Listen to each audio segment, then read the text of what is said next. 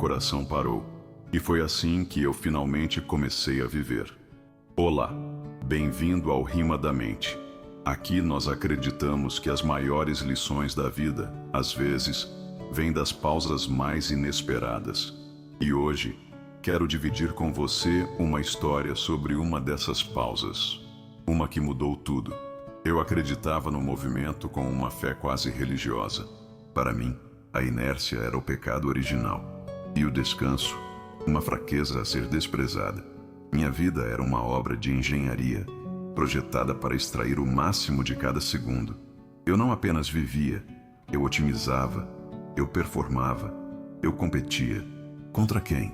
Contra o tempo, contra os outros, mas principalmente contra uma versão mais lenta de mim mesmo, que eu me recusava a aceitar que existia.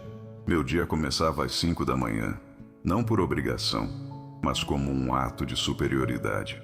Enquanto o mundo se espreguiçava, eu já castigava o asfalto, o som ritmado dos meus tênis caros ecoando como um mantra de produtividade na rua vazia. Cada quilômetro vencido era uma medalha invisível. Cada gota de suor, uma purificação. Do asfalto para o escritório, a arena era outra, mas a batalha, a mesma. Eu era um executivo em ascensão, o exemplo que os chefes usavam em reuniões. Minha agenda era uma fortaleza impenetrável de compromissos, metas e prazos.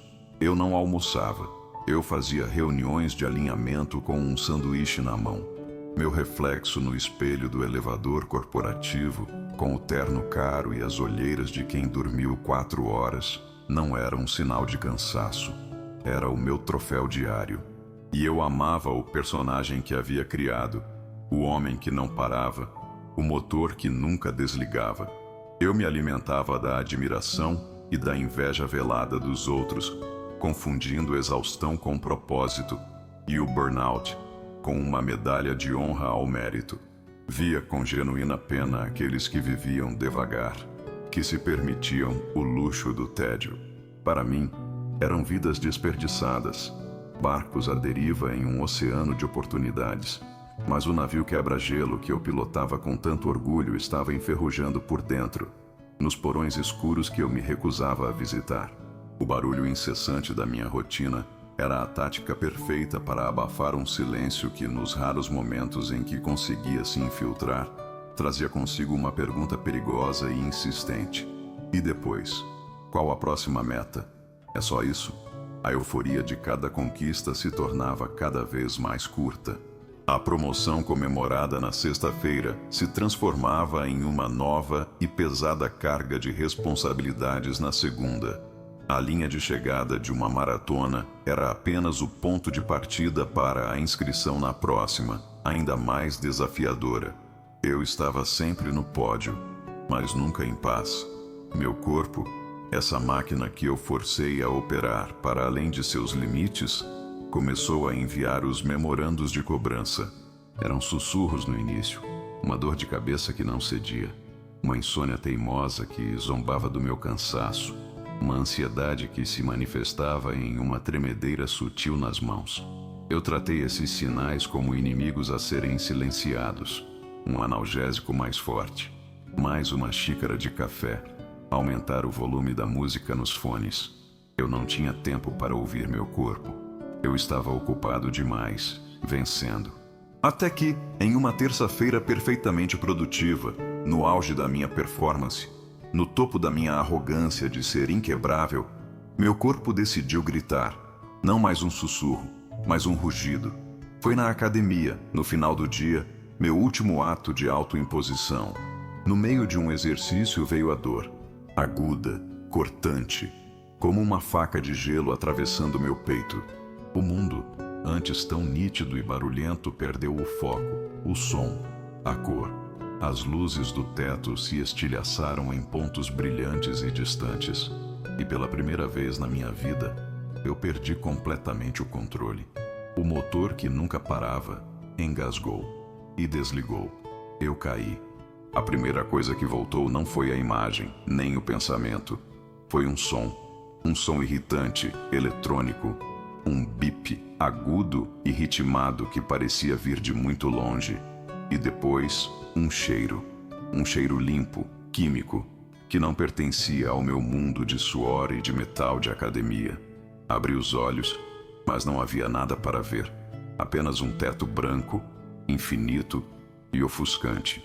Tentei me mover, mas meu corpo, aquela máquina de alta performance que eu tanto idolatrava, não respondeu. Era como se eu fosse um prisioneiro dentro de uma estátua de carne, consciente, mas impotente.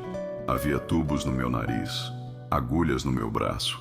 O pânico começou a borbulhar, mas eu não tinha forças nem para deixar que ele me dominasse. Eu, o homem que vivia no controle absoluto, não controlava nem a própria respiração. Uma enfermeira entrou no quarto, seu rosto calmo contrastando com o caos em minha mente. Ela sorriu um sorriso profissional e disse que o médico viria falar comigo. Médico? O que havia acontecido? As últimas lembranças eram fragmentos desconexos. O peso do metal, as luzes da academia, a dor, o chão. O Dr. Mendes era um homem de meia idade, com um olhar que parecia carregar o peso de 1000 diagnósticos difíceis. Ele sentou-se ao lado da minha cama e foi direto ao ponto, sem rodeios, como eu gostava. Você teve uma parada cardíaca massiva. Seu coração simplesmente parou. A frase pairou no ar, absurda, irreal. Eu ri. Um som rouco, patético. Impossível, eu disse, a voz fraca. Eu corro 10 quilômetros por dia. Eu sou um atleta. Meus exames estão sempre perfeitos. Eu estava defendendo meu personagem, meu currículo, a identidade que eu havia construído com tanto esforço. O médico não se abalou. Ele esperou que eu terminasse meu discurso de negação e então disse, com uma calma que me desarmou: seu corpo não é uma máquina, é um organismo. E você o levou ao limite absoluto, por tempo demais. A boa notícia é que você está vivo. Por muito, muito pouco você não ficou por lá. Ele fez uma pausa, deixando o peso daquelas palavras assentar. Mas a vida que você conhecia, a vida de alta velocidade, acabou.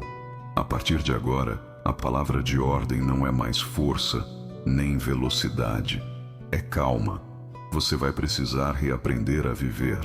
E vai ter que ser devagar. Aquelas últimas palavras, devagar, foram o verdadeiro golpe. Para mim, devagar era um sinônimo de morte. A morte em vida. Os dias que se seguiram no hospital foram a mais pura e requintada forma de tortura.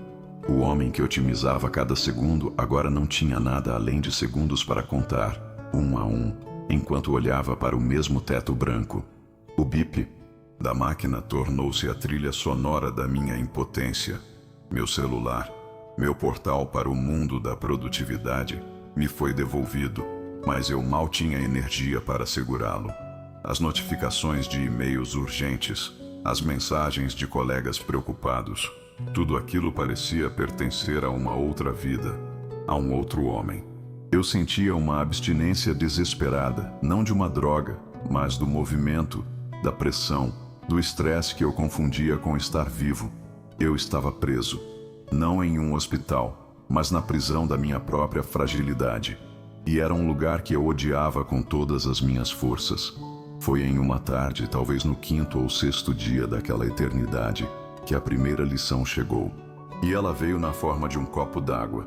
Uma enfermeira o trouxe e o colocou na mesinha ao meu lado. Eu estava com sede.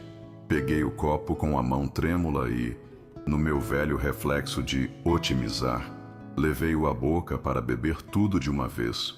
Mas eu não consegui. Meu corpo, agora fraco, me forçou a parar. Tive que tomar um gole pequeno, pausar, respirar e tomar outro. E foi nesse momento, nessa lentidão imposta, que algo extraordinário aconteceu.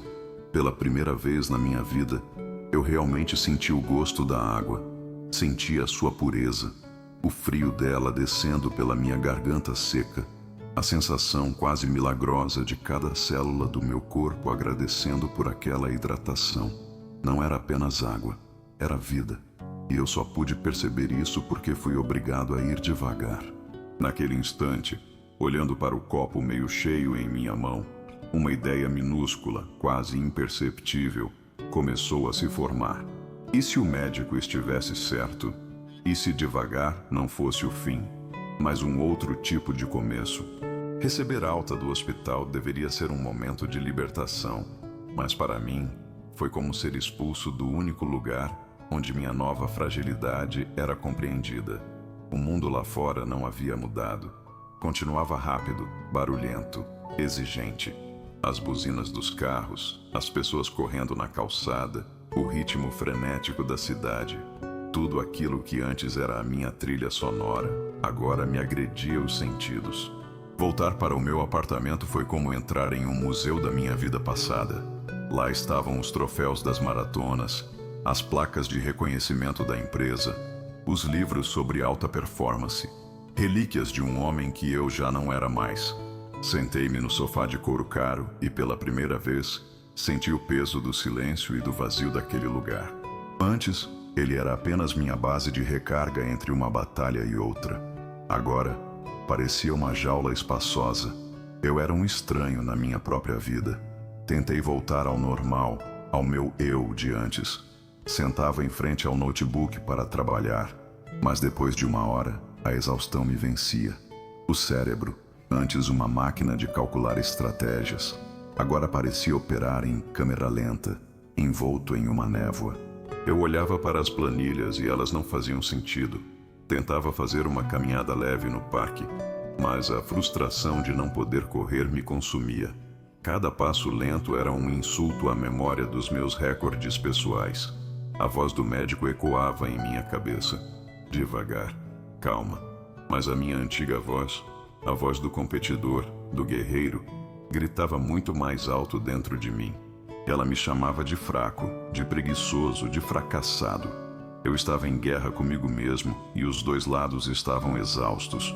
Os amigos ligavam, me chamavam para sair, para comemorar minha segunda chance. Mas eu não tinha o que comemorar.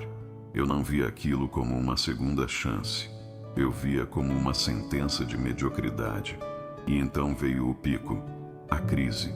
O dia em que o grito silencioso que me consumia precisou sair. Foi depois de uma tarde frustrante, tentando responder a e-mails de trabalho e me sentindo completamente inútil. Passei em frente ao espelho do corredor e parei. Olhei para a figura que me encarava de volta. Um homem mais magro, pálido, com olheiras fundas e um olhar assustado. Onde estava o campeão? O executivo de sucesso? O homem invencível? Ele não estava mais ali. E a minha antiga voz, a voz do meu ego ferido, começou um monólogo brutal na minha cabeça. Olha para você, patético. É isso que sobrou? Um homem que se cansa de ler um e-mail, que celebra como vitória um copo d'água? Cadê o guerreiro que você tanto se orgulhava de ser? Ele morreu naquela academia, ficou lá no chão, junto com a sua dignidade. E no lugar dele, nasceu essa coisa fraca, lenta, medrosa. Você virou um desses lentos que você tanto desprezava. Essa calma forçada não é paz, é derrota. É o nome bonito que você deu para a sua própria mediocridade. Você não está aprendendo a viver. Você está aprendendo a morrer devagar e está aceitando isso. Naquele momento, um acesso de fúria me dominou. Uma fúria contra mim mesmo, contra o meu corpo traidor, contra o reflexo patético no espelho. Com um grito que rasgou a garganta, eu me virei para a estante na sala, o altar das minhas antigas glórias, e, em um gesto de desespero, varri tudo para o chão. Os troféus, as medalhas, as placas de reconhecimento. O som do metal e do vidro se quebrando no assoalho de madeira foi o único som que conseguiu superar o barulho na minha cabeça. E depois, silêncio. Eu escorreguei pela parede e sentei no chão, em meio aos destroços do meu antigo eu. O peito arfando, o corpo tremendo, completamente vazio. O guerreiro havia sido finalmente destruído, não pela parada cardíaca, mas pelas minhas próprias mãos. E foi ali, naquele silêncio absoluto, naquele chão frio, que uma nova pergunta, muito mais quieta e tímida que os gritos de antes, surgiu pela primeira vez. E se aquela voz estiver errada? E se a verdadeira coragem não for a de correr sem parar, mas a de ter a força para finalmente ficar quieto. Ali, sentado no chão frio, em meio aos destroços brilhantes do meu passado, eu esperava. Esperava a volta da raiva, a onda de autopiedade, o grito do guerreiro ferido. Mas tudo o que veio foi o silêncio. Um silêncio diferente de todos os que eu já havia conhecido. Não era o silêncio do vazio, nem o silêncio tenso da espera. Era um silêncio limpo, vasto, como um campo de neve recém-caída, onde nenhuma pegada ainda havia sido deixada. E pela primeira vez na minha vida, eu não senti a necessidade de preenchê-lo. Eu não corri para o celular, não liguei a TV, não procurei uma distração. Eu apenas respirei e escutei. Levantei-me devagar, o corpo ainda dolorido, não pela parada cardíaca, mas pela tempestade emocional que acabara de passar por mim. Olhei para os troféus e medalhas quebrados no chão, símbolos de uma vida inteira de corrida, de uma busca incessante por validação, e não senti nada, nem tristeza, nem orgulho, nem saudade. Era como olhar para as roupas velhas de uma pessoa que já não existia mais.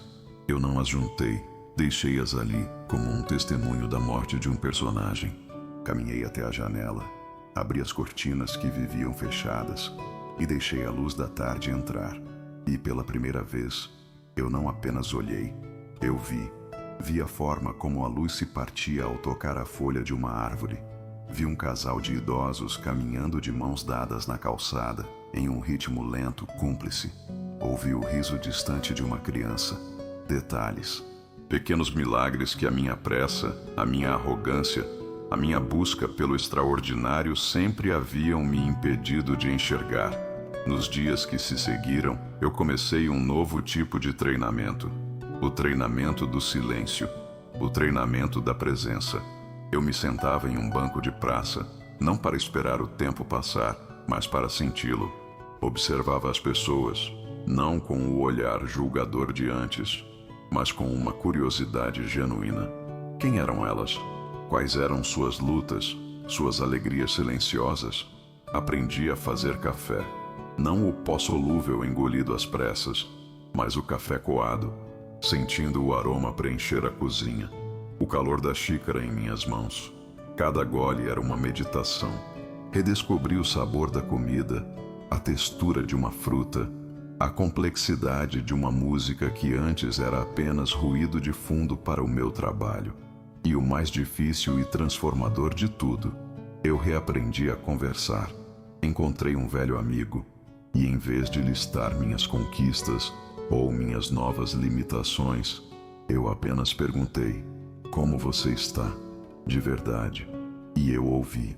Ouvi a história dele, suas preocupações, seus pequenos sonhos. E ao oferecer a ele o presente da minha presença completa, senti uma conexão humana que nenhuma meta batida, nenhum troféu, jamais havia me proporcionado. Eu estava descobrindo a riqueza infinita que existe no ordinário. A vida que eu tanto buscava no topo da montanha, na linha de chegada, estava o tempo todo aqui, nos pequenos gestos, nos momentos quietos, no espaço entre uma respiração e outra. E eu, em minha busca cega pela grandeza, havia passado por ela correndo, sem nunca a ter visto. Foi então, numa tarde chuvosa, que voltei ao meu apartamento e olhei para os destroços no chão da sala. E ao ver os cacos dos meus troféus, as lágrimas finalmente vieram. Mas não eram lágrimas de raiva ou de perda. Eram lágrimas de gratidão. Eu entendi. A parada cardíaca não me tirou a vida. Ela me devolveu a vida. A morte que eu vivi não foi a do meu corpo, mas a do meu ego. A morte da performance. A morte do personagem incansável que eu representava para uma plateia que, no fundo, não se importava. A vida inteira, eu corri com medo de parar, sem perceber que a minha maior prisão era a própria corrida. A verdadeira coragem não era a de vencer mais uma maratona. Era a de ter a força para ficar quieto, para apenas ser. Ajoelhei-me no chão. Com um cuidado que eu não sabia possuir, juntei cada caco, cada medalha, cada fragmento da minha vida passada. Mas não os colei. E também não os joguei fora. Eu os guardei em uma caixa de madeira simples, como quem guarda as lembranças de uma longa e árdua viagem que chegou ao fim. Não era para esquecer quem eu fui, mas para me lembrar de quem eu não queria mais ser. O passado agora não era mais um altar a ser adorado, nem um fantasma a ser temido. Era apenas uma parte da história. A cena final sou eu, talvez meses depois, sentado na varanda, não mais em uma cadeira de balanço, mas em uma cadeira simples. É manhã. O sol está nascendo. Eu seguro uma xícara quente de café entre as mãos. Não estou olhando para o relógio. Não estou planejando meu dia.